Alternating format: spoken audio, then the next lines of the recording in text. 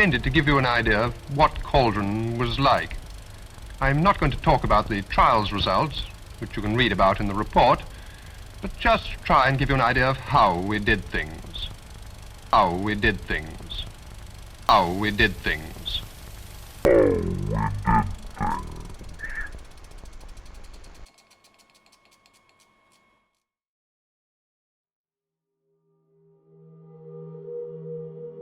This story, like many others during the Cold War, is a story of medicine gone awry, or of public defence turned upside down. This is the story of how the British government in the 1950s almost started an epidemic of Black Plague in a seaside town. Yes, you heard that right. The medieval disease that wiped out almost half of Europe. But this time, it was through the accidental exposure during a biological weapons test that this all occurred. Before we get into it all, let's rewind a little. First, what are biological weapons? Biological and chemical warfare have two principal objectives: to reduce the enemy's production of food by destroying his crops and his food-producing farm animals, and to incapacitate the enemy's armed forces and that portion of his human population that directly supports them. The Navy is preparing.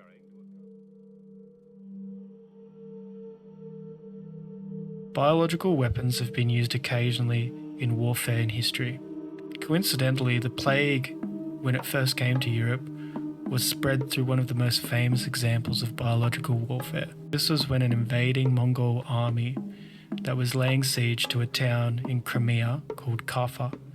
There the army began dying from the plague, and they decided to lob their dead comrades at the town fortifications, ensuring that the townsfolk could die of the new disease as well.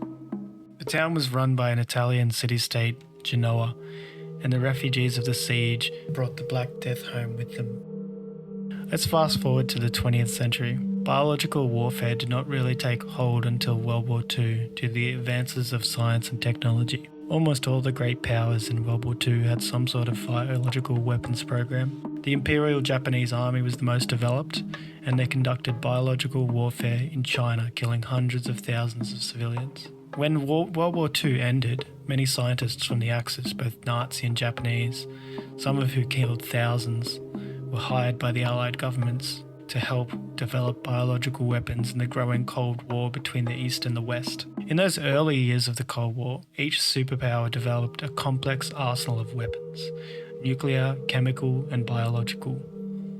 Biological weapons were seen as a viable option for warfare, as they could kill off inhabitants and leave the infrastructure intact, much more preferable than nuclear annihilation. Both superpowers researched and developed different types of bacteria and viruses that were best suited for biological weapons. For example, Ebola had not been used as a biological weapon, as although it is virulent, it's susceptible to temperature and other effects. Anthrax, on the other hand, a common bacterium that comes from farm animals, is extremely hardy and can survive extreme cold and hot temperatures and lie dormant for years. The British in the early days of their biological weapons program spread anthrax on a small island off the Scottish coast where it lay contaminated for years. The test I will talk about was one involving the plague bacilli in aerosol form. The plague is also a hardy bacterium, and when breathed in as droplets it causes the pneumonic plague that infects the lungs and is incredibly deadly. Even with modern medicine, one article I found online suggested the death rate could be as high as 50%, and if left untreated, is closer to 100%. Operation Cauldron. The British definitely had an ironic humour. Operation Cauldron was the name of the series of tests done by the British Navy and the scientists at the Biological and Chemical Weapons Lab at Porton Down. It was the last test on September 16, 1952, when the incident occurred. The British Navy had been conducting live biological weapons testing involving strains of plague and brucellosis in an isolated bay 25 miles north of Stornoway in the Outer Hebrides. It involved releasing aerosols of plague germs from the naval ship Ben Lamont onto a nearby pontoon that had cages of monkeys and guinea pigs. By the end of these tests, over 3,492 guinea pigs and 83 monkeys were killed, but the test almost went further than that. That day, the Ben Lomond prepared to spray the pontoon with plague. So as animals were brought on deck and scientists returned to safe positions aboard the ship, just a minute before the release of the deadly bacteria, a fishing trawler named Corella came into view in the distance. The captain of the Ben Lomond decided to go ahead with the test, as he thought there was ample time to warn the trawler. The airborne plague germs began their journey, and ignoring the repeated danger signals by the Navy, the Corella travelled around 3 kilometres from the pontoon, passing through the path of the germ cloud 16 minutes after the experiment began. But this just wasn't the worst of it yet. When informed of what occurred, scientists at Porton Down told the Navy that there was a high risk of outbreak.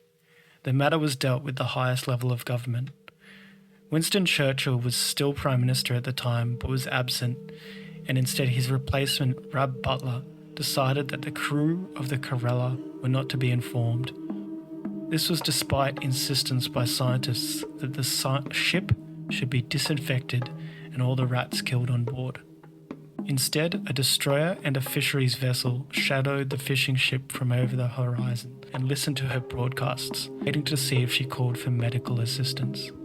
The Corella returned to its port of call, Blackpool, and the Navy watched as the crew of 18 took their ship leave in town, and they waited for a signal of a potential outbreak. They were prepared to let this happen, all in the name of national security. But nothing did happen to the men, and the events were kept secret for decades.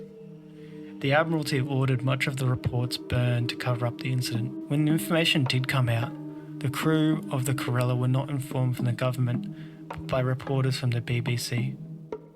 Mr. Bellaby was one of the crew, and he told reporters, "After I met the BBC chap, I checked my records and I realised that it was on this trip that I had this strange thing where hair started falling out in clumps." Though hair loss is not a symptom of the plague, the Ben Lomond did carry other top-secret strains of diseases, and did also conduct chemical weapons tests, so Bellaby may have been exposed to something else. Files on these tests were declassified in the late 1990s and caused a scandal, but a government inquiry into the experiments concluded there is no cause to believe that there was any hazard to the public or the environment, and there is no evidence to the contrary. The story of the Corella is an important one. It shows how far governments were prepared to go in the Cold War and how willing they were to stop information about what they were preparing. To end the story, I thought I would end with a quote from Macbeth, which, like the experiments, was also set in Scotland. The play starts with 3 witches around a cauldron. Maybe this is where the Navy thought up its name of the operation. The witches end their first scene by chanting, "Fair is foul, and foul is fair. Hover through the fog and filthy air." Maybe someone in the Navy also realised that biological weapons, much like what the witches cooked up in their cauldron, was a curse. This has been John at Critical History.